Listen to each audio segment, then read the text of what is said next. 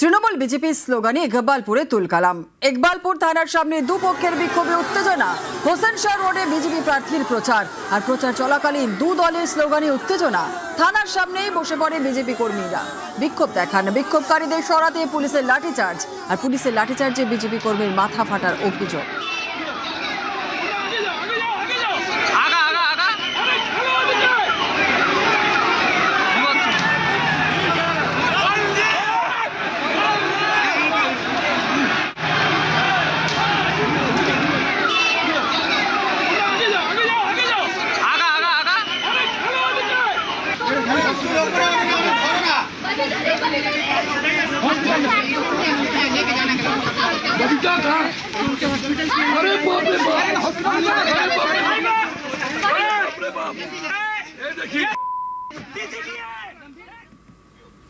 ভোটের আগে অশান্তি, রবিবার রাতে গোসাবায় গুলিবিদ্ধ তৃণমূল কর্মী।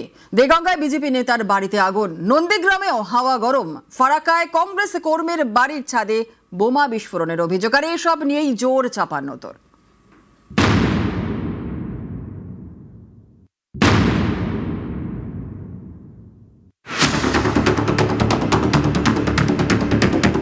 ভোটের বাংলায় চলল গুলি।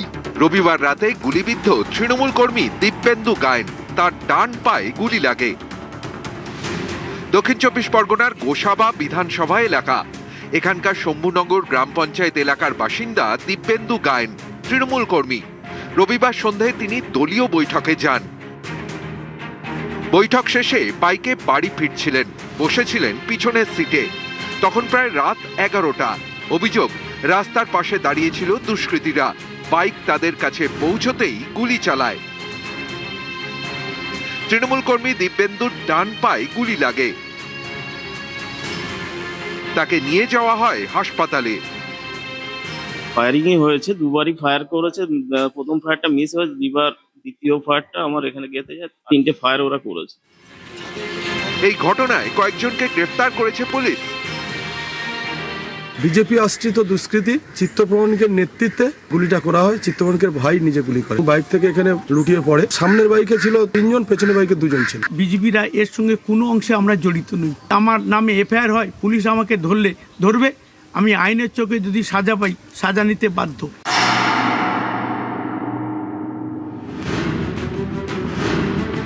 উত্তর চব্বিশ পরগনার দেগঙ্গা। এখানকার বেড়াচাপার বাসিন্দা সহদেব ভৌমিক, বিজেপির মণ্ডল সভাপতি। সহদেবের দোতলা বাড়ির নিচের তলায় থাকেন তার দাদা শিবনাথ। রবিবার ভোরে শিবনাথের ঘরে আগুন লাগিয়ে দেওয়া হয় বলে অভিযোগ।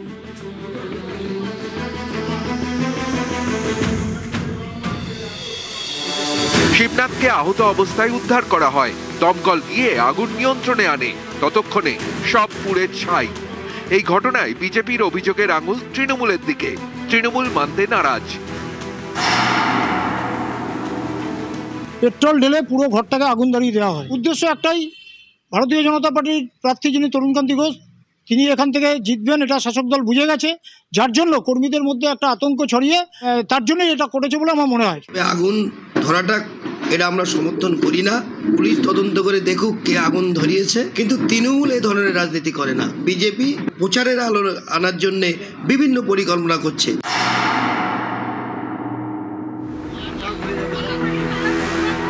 পূর্ব মেদিনীপুরের নন্দীগ্রাম। সোমবার সকালে এখানকার ভেকুটিয়ার জেলেমারা এলাকায় ছিল বিজেপির প্রচার কর্মসূচি।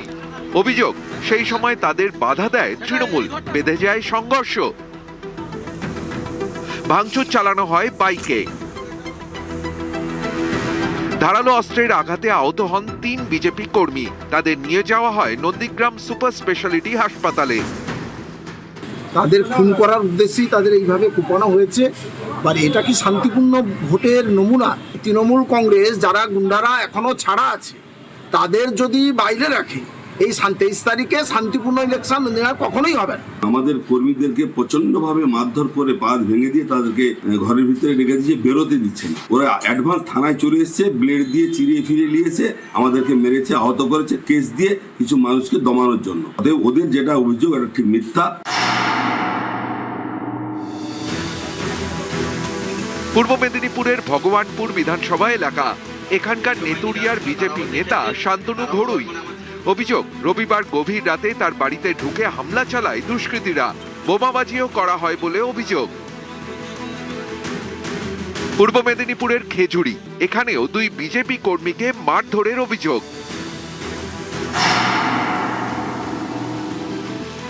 মুর্শিদাবাদের ফারাক্কার মানিকনগরের বাসিন্দা সাইমুল শেখ, কংগ্রেস কর্মী।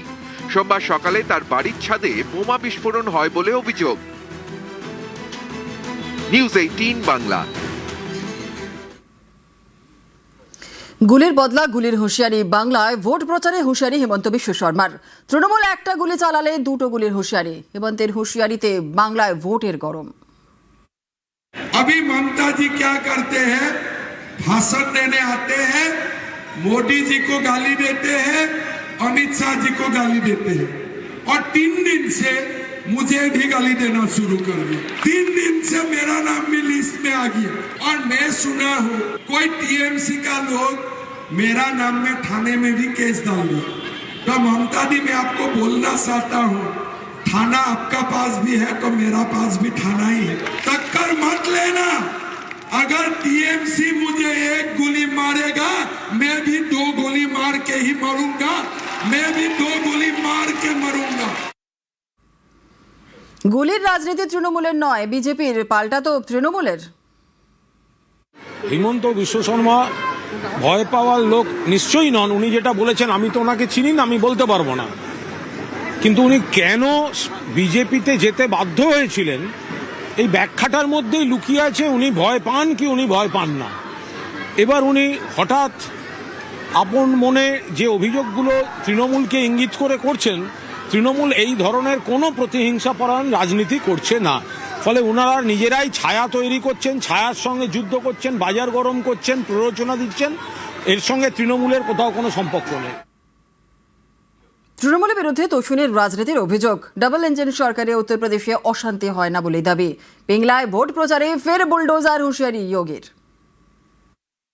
टीएमसी की सरकार तुष्टीकरण में लगी हुई है। यहाँ sand mafia, coal mafia, land mafia, cattle mafia हावी होकर के बंगाल को चूस रहा है। शोभा यात्रा पर पथराव होता है, न बेटी सुरक्षित है, न व्यापारी सुरक्षित है।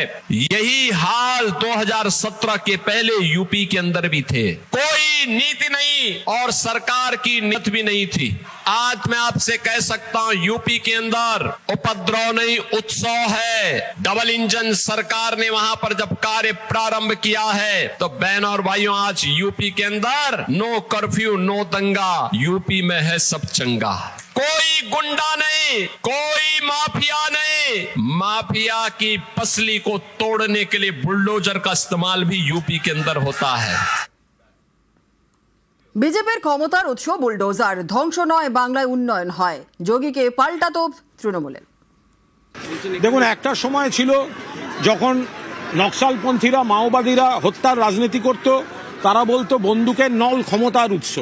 এখন যোগী আদিত্যনাথ বলেন বুলডোজার হচ্ছে ক্ষমতার উৎস। তো এখন কথা হচ্ছে, বুলডোজার নানা কাজে লাগে, প্রশাসনিক কাজে লাগে, কিন্তু সাধারণত ধ্বংসাত্মক কাজে ব্যবহার হয়। আর মমতা বন্দ্যোপাধ্যায়ের বাংলা চলে উন্নয়নমূলক পজিটিভ কাজের মাধ্যমে। ফলে বুলডোজার কখনো কোনো উন্নয়নের মডেল হতে পারে না। সেই জন্যই উত্তরপ্রদেশের বা বিজেপি শাসিত রাজ্যগুলোর ওই অবস্থা, এবং তাদের থেকে পশ্চিমবঙ্গের অবস্থা, পশ্চিমবঙ্গের উন্নয়ন, মানুষ অনেক ভালো আছেন। কুর্মী আদিবাসীদের মধ্যে বিভেদ তৈরির অভিযোগ। বিজেপিকে তোপ অভিষেকের। যারা বলেছিল আমরা কুর্মী ভাইদের জন্য লড়াই করছি, বিজেপির কাজই হচ্ছে কুর্মী আদিবাসীদের মধ্যে ঝগড়া লাগানো আর ধর্মে ধর্মে বিভেদ করে নিজেদের রাজনৈতিক স্বার্থ চরিতার্থ করা। মমতা ব্যানার্জির সরকার 19 ফেব্রুয়ারি কুড়মালি ভাষাকে 8ম তপশিলিতে অন্তর্ভুক্ত করার জন্য কেন্দ্রের স্বরাষ্ট্র সচিবকে রাজ্যের মুখ্য সচিব চিঠি লিখে পাঠিয়েছে। 2 মাস হয়ে গেছে, কোনো ব্যবস্থা নেয়নি। এই হচ্ছে বিজেপির আসল চেহারা। তৃণমূলকে পাল্টা নিশানা শুভেন্দু অধিকারী। তৃণমূলের বিরুদ্ধে এই বিভেদের রাজনীতির অভিযোগ শুভেন্দুর। কুর্মীদের সঙ্গে আদিবাসীদের লড়াই কারা লাগিয়েছে? 20 ফেব্রুয়ারি 2021 মাঝখানে আদিবাসীদের লাগিয়ে পথ অবরোধ বিক্ষোভ করিয়ে এই জঙ্গল মহলে আমাদের যে মূলত বাসীদের একটা বন্ডিং ছিল, সেটাকে ভাঙার কাজ আপনি মমতা ব্যানার্জি করেছেন। আপনার ভাইপো লোকাশুলিতে দাঁড়িয়ে বলেছিল আমার কুড়মি ভোট দরকার নেই, তাহলে 23 তারিখে দেওয়ার দরকার নেই ভোট। নিজের বিধানসভা কেন্দ্র ভবানীপুরে ভোট প্রচার করলেন মমতা বন্দ্যোপাধ্যায়। গতকাল প্রথমে সেক্সপে সরণিতে সভা করেন তৃণমূল প্রার্থী, আর সভার পর বিধানসভা কেন্দ্রে জনসংযোগ। এলাকার একাধিক আবাসনে বাসিন্দাদের সঙ্গে দেখা করে জনসংযোগ করেন ভবানীপুরের তৃণমূল প্রার্থী মমতা বন্দ্যোপাধ্যায়।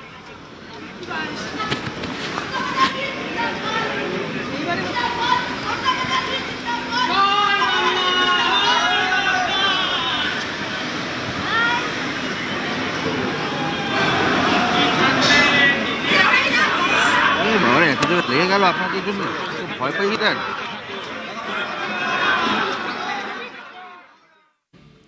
করোনেশন ব্রিজের পরে সেবকের তিস্তার ওপর দ্বিতীয় সেতু উত্তরবঙ্গে অন্যতম বড় প্রকল্প। কেন্দ্রীয় সরকারের এই প্রকল্প গেল থমকে। ব্রিজের জন্য ডাকা টেন্ডার বাতিল করে দিয়েছে জাতীয় সড়ক কর্তৃপক্ষ, আর এই নিয়ে ভোটের উত্তরবঙ্গে হাওয়া গরম। কোথাও না কোথাও মনে হচ্ছে যে প্ল্যানিং এর একটা অভাব আছে। দ্বিতীয় সেবক ব্রিজের ব্যাপারটা আমরা 2019 সাল থেকে এইভাবেই দেখছি, মাঝে মাঝে একটা হাওয়া বয় যে মনে হয় দ্বিতীয় সেবক ব্রিজ হয়ে যাবে। এই এক্সকিউজগুলো না দিয়ে কাজ যাতে ইমিডিয়েটলি শুরু করা যায় সেটার দিকে ফোকাস করুক, না হলে সাধারণ মানুষের প্রতি কিন্তু এটা অন্যায় হচ্ছে।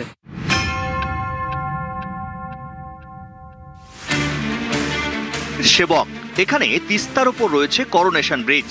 আরও একটি ব্রিজ তৈরির পরিকল্পনা নেয় কেন্দ্র। উত্তরবঙ্গে অন্যতম বড় প্রকল্প। চিকেন স্নেক বলে পরিচিত শিলিগুড়ি করিডোরের সঙ্গে উত্তর পূর্ব ভারতের যোগাযোগ আরও মজবুত করতে সেবকে তিস্তার ওপর দ্বিতীয় ব্রিজ তৈরির পরিকল্পনা অনেক দিন ধরেই চলছে। ব্রিজ তৈরির জন্য টেন্ডারও ডাকা হয়। প্রায় 840 কোটির সেই টেন্ডার বাতিল করে দিয়েছে জাতীয় সড়ক কর্তৃপক্ষ। সেবকে তিস্তার ওপরে 1937 সালে চালু হয় করোনেশন ব্রিজ। 2011-র ভূমিকম্পে এই করোনেশন ব্রিজে ফাটল ধরে। সংস্কার হলেও 10 টনের বেশি ভারী যানবাহন চলাচলে এখনো নিষেধাজ্ঞা রয়েছে। ফলে ভারী গাড়িগুলিকে প্রায় 35 কিলোমিটার দূরের গজলডোবা ব্রিজ দিয়ে যেতে হয়। তাই করোনেশন ব্রিজের বিকল্প একটি ব্রিজের দাবি দীর্ঘদিনের। সম্প্রতি সেবকে তিস্তার ওপরে 4 লেনের একটি বিকল্প ব্রিজ তৈরির পরিকল্পনা নেয় কেন্দ্রীয় সরকার। फॉलो करे प्रचार करे बीजेपी। बहुत लंबे संघर्ष के बाद कोरोनेशन का जो अल्टरनेटिव ब्रिज है उसका सपना साकार होने जा रहा है, और अभी अभी NHAI के सभी अधिकारियों के साथ मेरी विस्तृत चर्चा हुई है। नॉर्थ ईस्ट के जनता को यह बताते हुए बेहद खुशी हो रही है। मैं एक बार फिर समस्त डूवर्स की जनता को, कालिंगपुंग और सिलीगुड़ी और दार्जिलिंग की जनता को बधाई देता हूं कि आपका ये सपना जल्द पूरा होने जा रहा है। টেন্ডার ডাকা হয় 2 জানুয়ারি, টেন্ডার বাতিল করা হয়েছে 13 এপ্রিল। কেন্দ্র ওরকম বলে এটা 1300-1400 কোটি টাকা প্রজেক্ট ক্যান্সেল করে দিয়েছে, জানি না আর হবে কিনা। দার্জিলিং এর বিজেপি সাংসদ রাজু বিস্তার এখন দাবি জাতীয় সড়ক কর্তৃপক্ষ টেন্ডারটি বাতিল করেছে। 4 লেনের পরিবর্তে 6 লেনের ব্রিজ হবে, নতুন টেন্ডার ডাকা হবে। মাননীয় সাংসদও এটা জানিয়েছেন যে হয়তো এই রাস্তাটা অল্টারনেটিভ 4 লেন থেকে 6 লেনের প্ল্যানিং করা হচ্ছে, সেই কারণে হয়তো এই টেন্ডারটা ক্যান্সেল করে নতুন কোনো টেন্ডার ফ্লোট করা হবে। আমরা অনুরোধ করব কেন্দ্র সরকারের কাছে, যারা এই রাস্তাটা বানাবে, যাদের দায়িত্বে এই রাস্তাটা ন্যাশনাল হাইওয়ে অথরিটি অফ ইন্ডিয়ার কাছে, তারা যেন খুব দ্রুত যে এই প্রকল্প বাস্তবায়নের ক্ষেত্রে পদক্ষেপ নেন। শিলিগুড়ি থেকে পার্থ প্রতিম সরকার, নিউজ 18 বাংলা।